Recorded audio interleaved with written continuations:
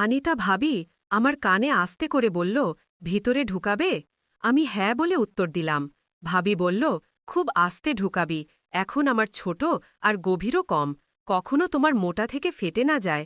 আরামে ঢুকাবি প্লিজ দেবরজি, তোমার ভাইয়া পাশেই ঘুমোচ্ছে। আমি বললাম, হ্যাঁ ভাবি, ঠিক আছে, ভাইয়া জাগবেন না আর তোমার ব্যথাও হবে না। আমি এখন ১৭ বছরের আর আমার ভাবির বয়স ২৪ বছর, কিন্তু সে দেখতে খুব সুন্দর। সে আমার সাথে একদম খোলামেলা থাকে। আমার নাম রাহুল আর আমি আমার গ্রামে ভাইয়া ভাবির সাথে থাকতাম। ভাবির নাম আনিতা ছিল। সে সব সময় হাসি খুশি থাকত, কিন্তু তার চোখে একটা অকথিত বিষাদ লুকিয়েছিল। ভাইয়া প্রায়ই কাজের সূত্রে বাইরে থাকতেন আর আমি বাড়িতে ভাবির সাহায্য করতাম। একদিন বৃষ্টি খুব জোরে হচ্ছিল। আমি ক্ষেত থেকে ফিরছিলাম যখন ভাবি আমাকে ডাকল, রাহুল, তাড়াতাড়ি ভিতরে চলে আয়, ভিজে যাবি। আমি তার ঘরে গেলাম, যেখানে সে চা বানাচ্ছিল। হঠাৎ বাতাসে দরজা বন্ধ হয়ে গেল আর খিল লাগল। আমরা দুজন ঘরে একা হয়ে গেলাম। আমি ঘাবড়ে গেলাম, কিন্তু ভাবি হেসে বলল, আরে ভয় পাস না, এই পুরনো দরজা, এখনই ঠিক করে দেব। সে আমার হাতে চায়ের কাপ দিল আর পাশে বসে গেল। তার চোখে কিছু বলার ছিল। রাহুল, সে আস্তে বলল, তুই জানিস তোমার ভাইয়ার আমার কোনো ফিকির নেই। আমি এখানে একা, কিন্তু তুই সবসময় আমার সাথে থাকে। তার কণ্ঠে ব্যথা ছিল আর চোখে ভেজা ভাব। আমি চুপ করে রইলাম। তারপর সে বলল, আজ তুই এখানে আছে, তাই মনে হয় কেউ আমার আছে। সেই মুহূর্তে কিছু অকথিত ছিল, না শব্দের দরকার ছিল, না কোনো তারা। আমরা দুজন চা খেলাম আর বৃষ্টির শব্দের মধ্যে একটা অদ্ভুত শান্তি ছিল। আমি দরজা ঠিক করলাম। সেই দিনের পর আনিতা ভাবি আর আমার মধ্যে একটা অকথিত সম্পর্ক তৈরি হয়ে গেল। দিনভর কাজের পর আমরা প্রায়ই রাতে ছাদে বসতাম, যেখানে তারা জ্বলত আর গ্রামের নিস্তব্ধতা আমাদের ঘিরে ধরত। এক রাতে যখন ভাইয়া আবার শহরে গিয়েছিলেন, ভাবি আমাকে ডাকল, রাহুল, আজ ছাদে চলো। তার কণ্ঠে একটা অদ্ভুত টান ছিল। আমি তার সাথে গেলাম। রাত গভীর ছিল, চাঁদের আলো চারদিকে ছড়িয়েছিল। ভাবি একটা পুরনো শাল পরেছিল আর তার চুল বাতাসে উঠছিল। আমরা চুপচাপ বসে রইলাম। তারপর ভাবি বলল, রাহুল, তোর কখনো কাউকে ভালো লেগেছে? আমি হতভম্ব হয়ে গেলাম। আমি বললাম, না ভাবি, শুধু বাড়ি আর তোমাদের ফিকির থাকে। সে হেসে আমার দিকে তাকিয়ে বলল, তুই খুব ভালো, হয়তো তাই তোর সাথে এত শান্তি পাই। সেই রাতে বাতাস ঠান্ডা ছিল আর ভাবি তার শালের এক কোণ আমার কাঁধে দিল। ঠান্ডা লাগবে তোকে, সে আস্তে বলল। সেই মুহূর্তে একটা গরম আহার ছিল, যা শাল থেকে নয়, তার কথা থেকে আসছিল। আমি তার চোখে তাকালাম আর সেখানে একটা চমক ছিল, যা আগে কখনো দেখিনি। রাহুল, সে ফিসফিস করে বলল, জীবনে কেউ যদি সঙ্গ দেয় তাহলে রাত এত খালি লাগে না। আমি কিছু বলতে পারলাম না, শুধু তার কথা শুনলাম। আমরা দেরি পর্যন্ত চাঁদ দেখলাম আর সেই রাতের নিস্তব্ধতায় আমাদের নীরবতাই আমাদের রোমান্স হয়ে গেল। শব্দের বাইরে শুধু অনুভূতির একটা মধুর সঙ্গীত। সকাল হওয়ার আগে আমরা নিচে নেমে এলাম। পরের দিন পুরো দিন কাজে কেটে গেল। আমি খেতে ছিলাম, কিন্তু আমার মন বারবার গত রাতের ছাদের কথোপকথনে আটকে যাচ্ছিল। আনিতা ভাবির চোচের চমক আর সেই শালের গরমাহাট আমার মনে বারবার ফিরে আসছিল। সন্ধ্যায় যখন বাড়ি পৌঁছালাম, ভাবি রান্নাঘরে ছিল।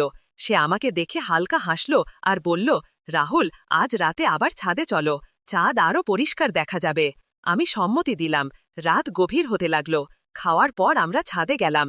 এবার বাতাসে একটা অদ্ভুত মিষ্টি গন্ধ ছিল, যেন ফুলের সুগন্ধ দূর থেকে ভেসে আসছে।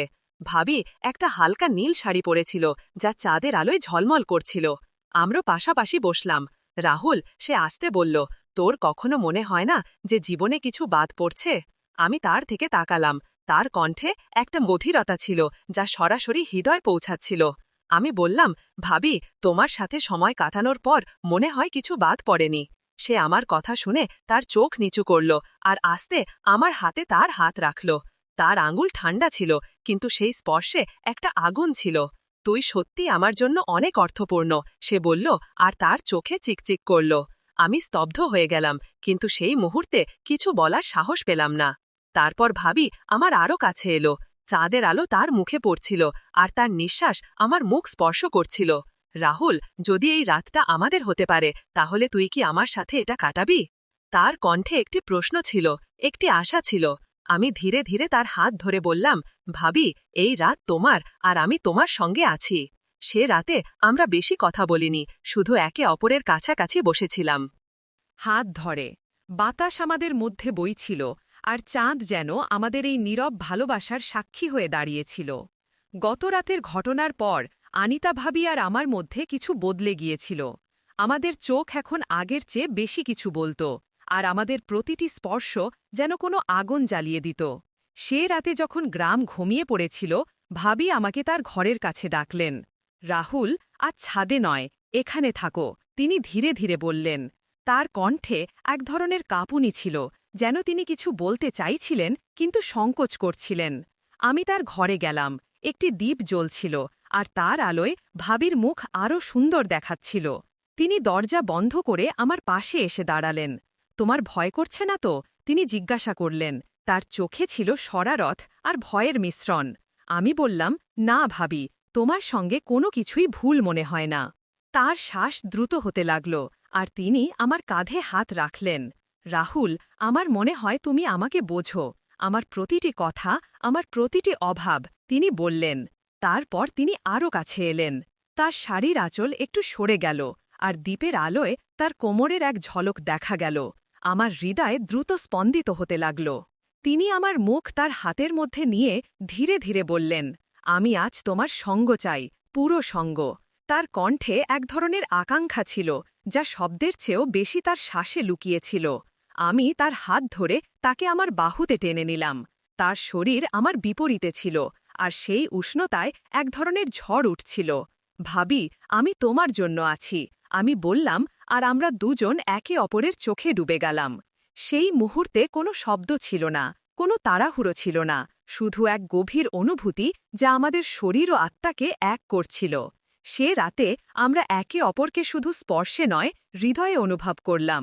তার প্রতিটি শ্বাস, প্রতিটি কম্পন আমার জন্য এক নতুন জগৎ ছিল। এটি শুধু শারীরিক ছিল না, এটি এক ধরনের অনুভূতি ছিল যা ভালোবাসা, আকাঙ্ক্ষা আর বিশ্বাসে গড়া।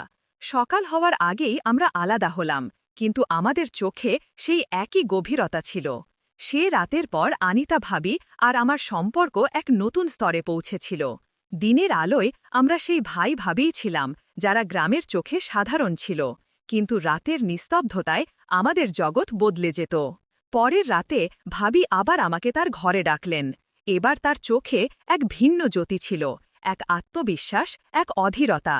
যখন আমি ভিতরে গেলাম, তিনি দরজা বন্ধ করে আমার পাশে এসে দাঁড়ালেন। রাহুল, তিনি ধীরে ধীরে বললেন, গতরাতের পর আমি ঘুমাতে পারিনি, তুমি আমার চিন্তায় ছিলে। তার কণ্ঠে এক ধরনের মোহ ছিল, যা আমার হৃদয়কে অস্থির করে তুলছিল। আমি তার দিকে তাকালাম, তার শাড়ি হালকা ছিল, আর দ্বীপের আলোয় তার শরীর এক রহস্যময় সৌন্দর্য নিয়ে হাজির ছিল। আমি তার হাত ধরে বললাম, ভাবি, তুমি আমার জন্য সব। তিনি আমার ঠোঁটে তার আঙুল রাখলেন আর বললেন, আজ শব্দ নয়, শুধু আমরা। তারপর তিনি আমাকে তার দিকে টেনে নিলেন। আমাদের শ্বাস একে অপরের সঙ্গে মিশে গেল, আর সেই মুহূর্তে সময় যেন অদৃশ্য হয়ে গেল। ভাবি তার শাড়ির আঁচল ধীরে ধীরে কাঁধ থেকে সরিয়ে দিলেন। তার চোখ আমার চোখে ছিল, যেন তিনি আমার কাছ থেকে কিছু চাইছিলেন। আমি তাকে আমার বাহুতে জড়িয়ে ধরলাম, আর তার উষ্ণতা আমার শরীরে এক শিহরণ ছড়িয়ে দিল। রাহুল, আমার মনে হয় আমি তোমার ছাড়া অসম্পূর্ণ, তিনি আমার কানে ফিসফিস করলেন। তার শ্বাসের উষ্ণতা আর তার কথার জাদু আমাকে মোহিত করছিল। আমরা বিছানায় বসলাম। আমি তার চুলে আঙুল বোলালাম, আর তিনি আমার বুকের সঙ্গে লেগে গেলেন। তার স্পর্শ, তার গন্ধ, সবকিছু আমার হুঁশ উড়িয়ে দিচ্ছিল। তুমি আমাকে সম্পূর্ণ করো, তিনি বললেন, আর ধীরে ধীরে আমার মুখ তার দিকে টেনে নিয়ে আমার কপালে চুমু দিলেন। সেই চুম্বনে ভালোবাসা ছিল, আকাঙ্ক্ষা ছিল, আর এক ধরনের ব্যাকুলতা যা আমাদের দুজনকে একে অপরের মধ্যে হারিয়ে যেতে বাধ্য করছিল। সে রাতে আমাদের নৈকট্য শারীরিকের চেয়েও বেশি আত্মিক ছিল। প্রতিটি স্পর্শে এক প্রতিশ্রুতি ছিল, প্রতিটি শ্বাসে এক গল্প। আমরা একে অপরের এত কাছে ছিলাম যে আমাদের হৃদয় স্পন্দনও এক তালে চলছিল। এটি শুধু আবেগ ছিল না, এটি এক ধরনের মিলন ছিল যা আমাদের আত্মাকে যুক্ত করছিল।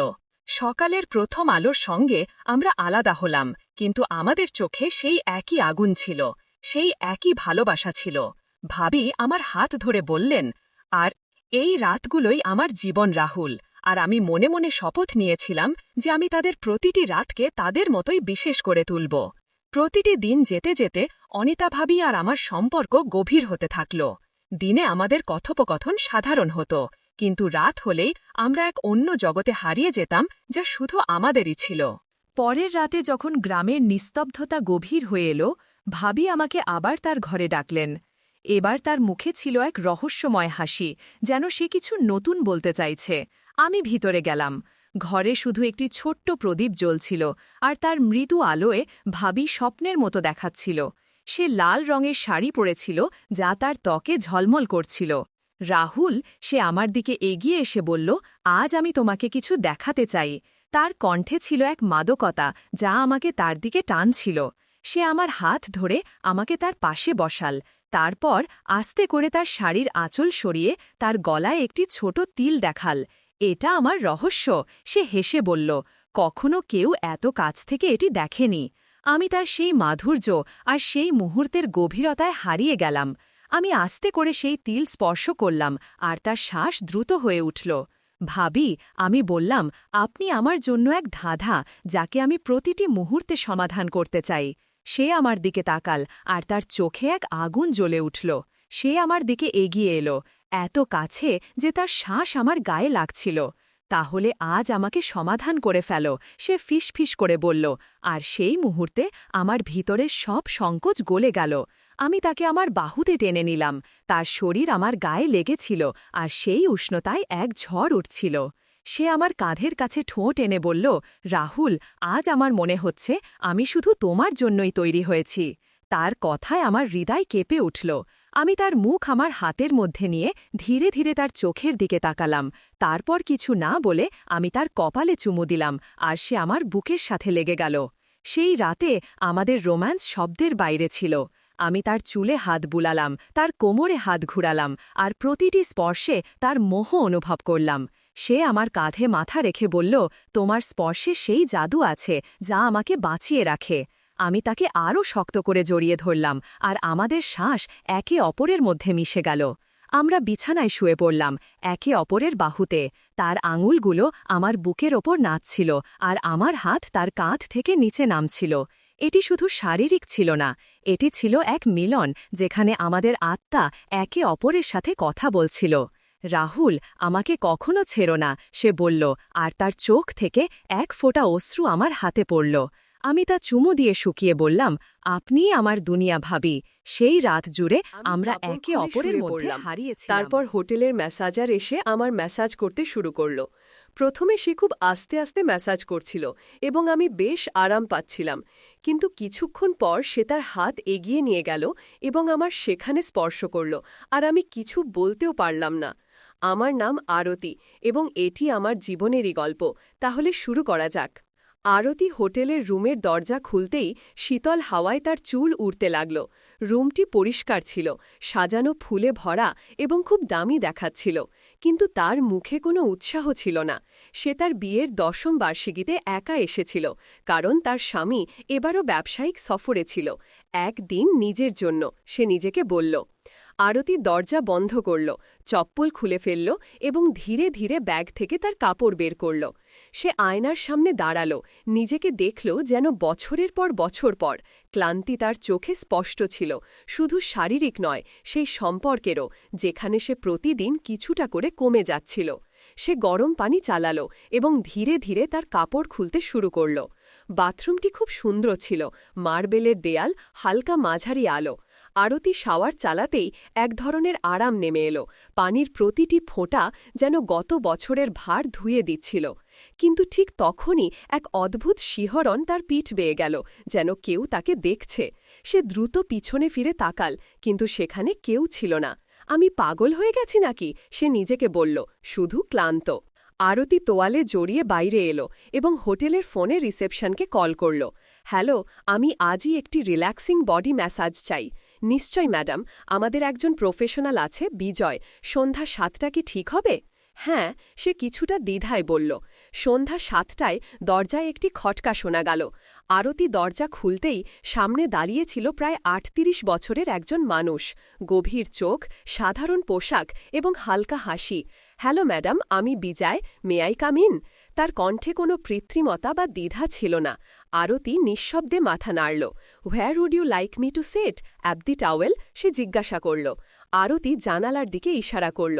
বিজয় খুব স্বাভাবিকভাবে টেবিল সেট করল, তোয়ালে বিছাল, তেল রাখল, তারপর তার দিকে ফিরল। আপনি প্রস্তুত? হ্যাঁ, আমি এখনই আসছি, আরতি বলল এবং ওয়াশরুমে চলে গেল। যখন সে বাইরে এলো তখন সে একটি লম্বা বাথরোব পরেছিল, কিন্তু তার ভিতরে ভয় এবং দ্বিধা দুটোই ছিল।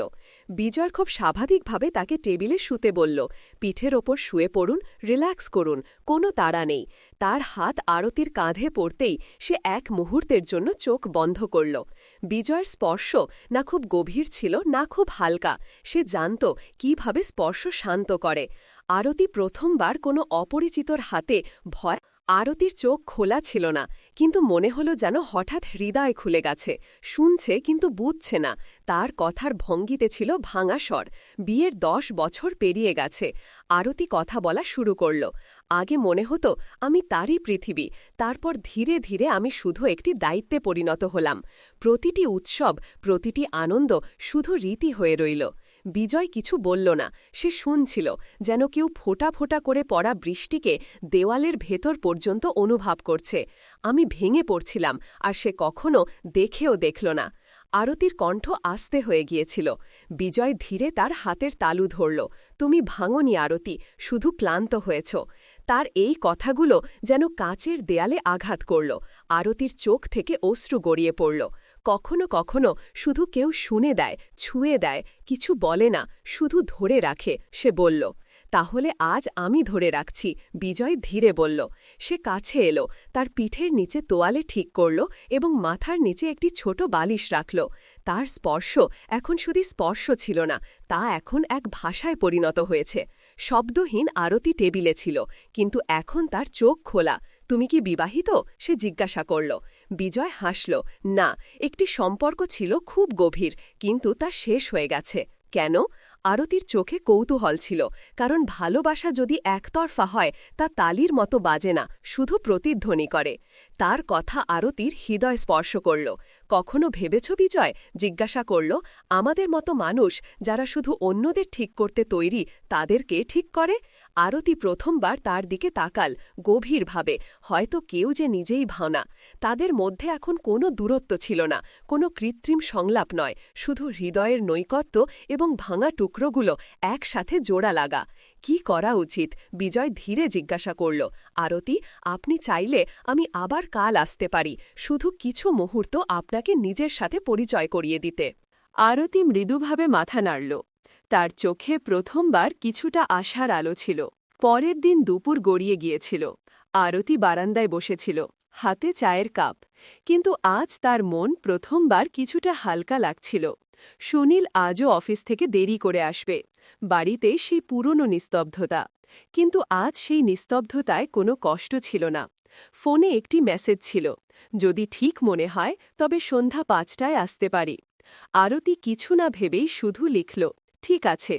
বিজয় সময় মতো চলে এলো।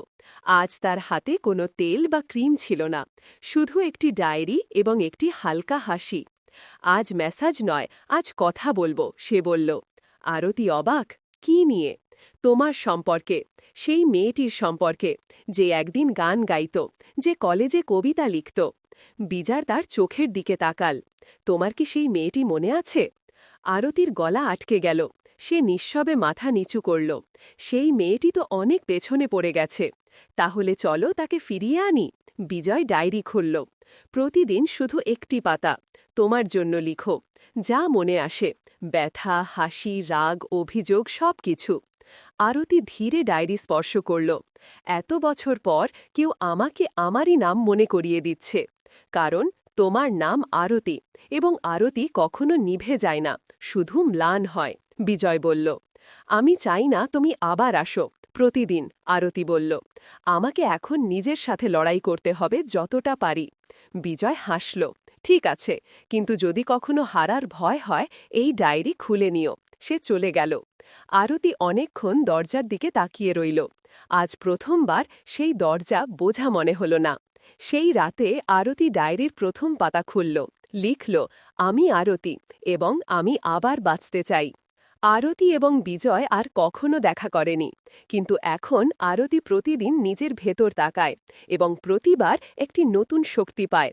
কখনো কখনো জীবনে একজন অপরিচিত আসে, যে কিছু করে না, শুধু তোমাকে তোমার সাথে পরিচয় করিয়ে দেয়। তো বন্ধুরা, গল্পটি এখানেই শেষ হলো। আশা করি এটি তোমাদের ভালো লেগেছে।